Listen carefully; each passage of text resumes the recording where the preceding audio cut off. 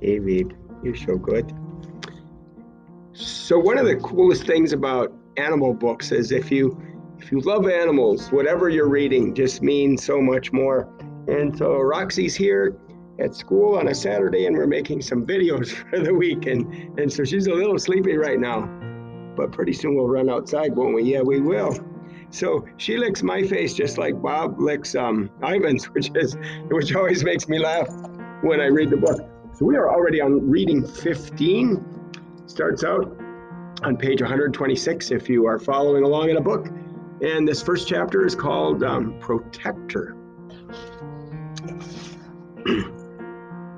So the last time we read, we kind of had some funny things where we found out how Ivan got his name.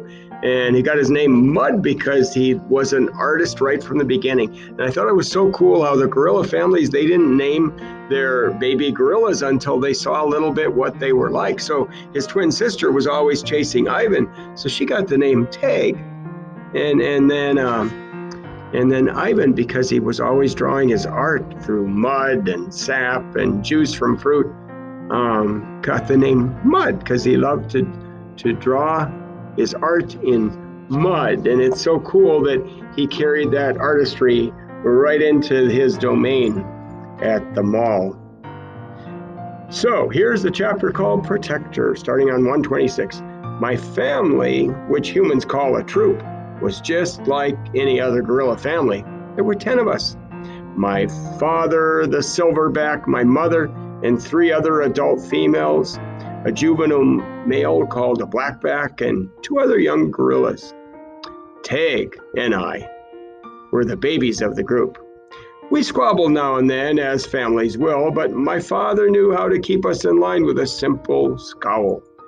And for the most part, we were happy to do what we were meant to do: feed and forage and nap and play. My father was a master at leading us to the ripest fruit for our morning feast and the finest branches for our night nests. He was everything a silverback is meant to be: a guide, a teacher, a protector. And nobody could beat his chest like my father. The next chapter is called A Perfect Life.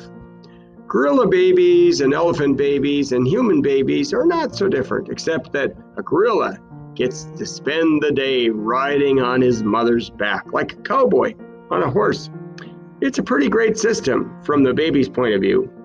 Slowly, carefully, a young gorilla begins to venture further and further away from the safety of his mother's arms.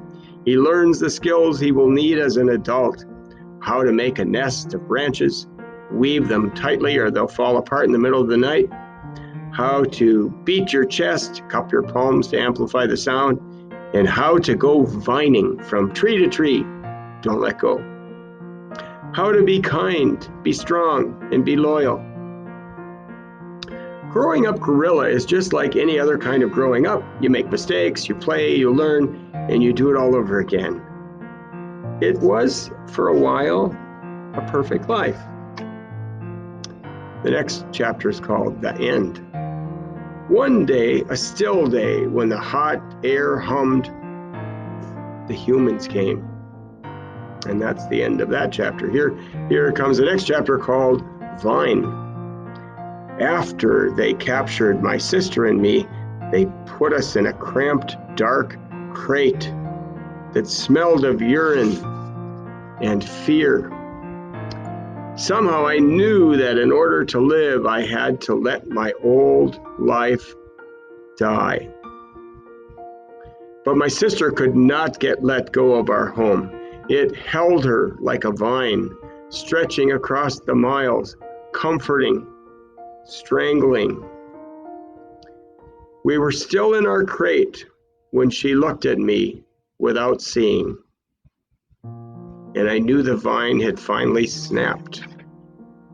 So think what that means. The next chapter is called The Temporary Human.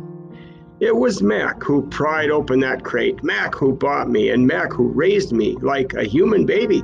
I wore diapers, I drank from a bottle, I slept in human beds and sat in human chairs and listened while human words swarmed around me like angry bees.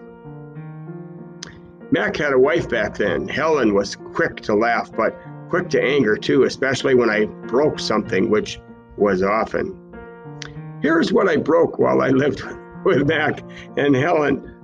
1 crib, 46 glasses, 7 lamps, 1 couch, 3 shower curtains, 3 shower curtain rods, 1 blender, 1 TV, 1 radio, and 3 toes, my own.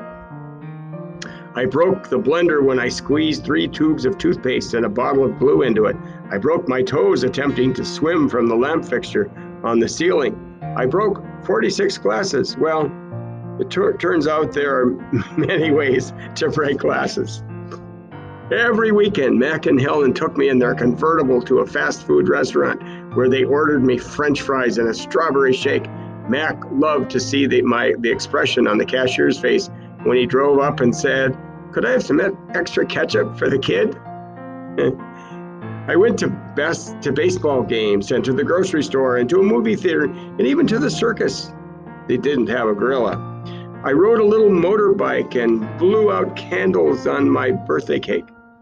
My life as a human was a glamorous one, although my parents, traditional sorts, would not have approved. The next chapter is called Hunger.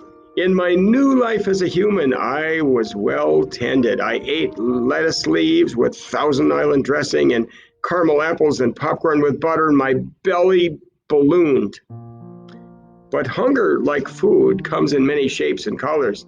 At night, lying alone in my poo pajamas, I felt hungry for the skilled touch of a grooming friend, for the cheerful grunts of a play fight, and for the easy safety of my nearby troop foraging in the shadows. Remember what happened to Tag?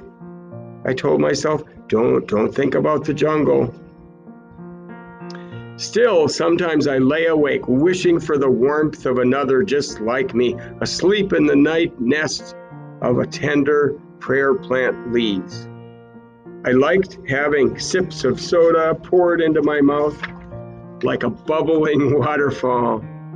But every now and then I longed to search for a tender stalk of arrowroot, to feel the tease of a mango just out of reach. The next chapter is called Still Life. One day, Helen came home with something large and flat wrapped in brown paper. "Look what I bought today," she said excitedly as she tore off the paper. "A painting to go over the living room couch." "Fruit in a bowl," Mac said with a shrug. "Big deal." "This is fine art. It's called Still Life," Helen explained, "and I think it's lovely." I dashed over to examine the painting, marveling at the colors and the shapes, because he is an artist after all. "See," said Mac's wife, "Ivan likes it." "Ivan likes to roll up poop and throw it at squirrels," Mac said.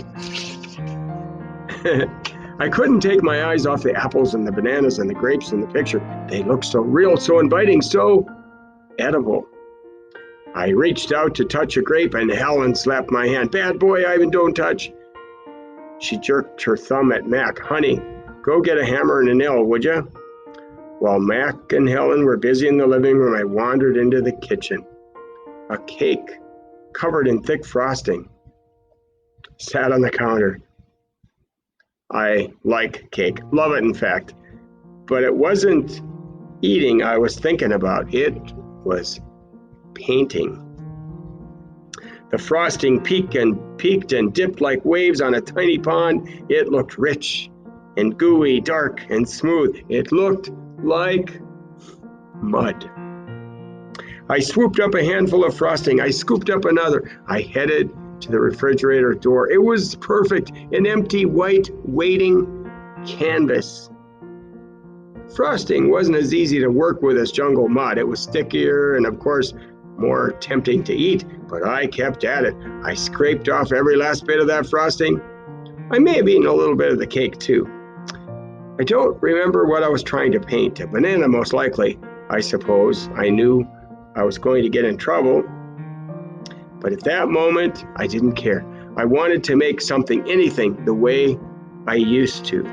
I wanted to be an artist again.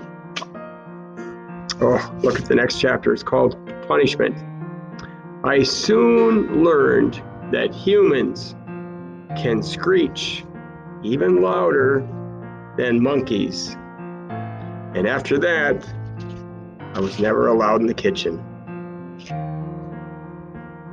That is the end of chapter 15. That was a little more lighthearted.